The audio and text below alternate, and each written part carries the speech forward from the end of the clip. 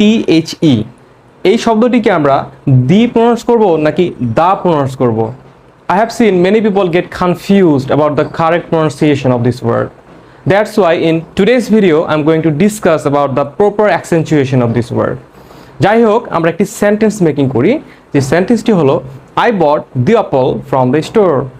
লক্ষ্য করলে দেখবেন এখানে আমি একই ওয়ার্ডকে অ্যাপলের পূর্বে দি এবং স্টোরের পূর্বে দা প্রনাউন্স করেছি। কিন্তু কেন?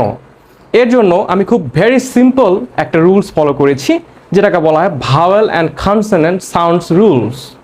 যে রুলসটি হলো, যদি THE এর পরের ওয়ার্ডটি ভাওয়েল সাউন্ড দিয়ে শুরু হয় তাহলে আমরা দি প্রনাউন্স করব, এবং যদি কনসোনেন্ট সাউন্ড দিয়ে শুরু হয় তাহলে আমরা দা প্রনাউন্স করব। নাও ইটস ইয়োর টার্ন, বলুন তো কোনটি সঠিক হবে, দি ইউনিভার্সিটি নাকি দা university? Thank you so much for watching, and I think you have learned something new to get more interesting and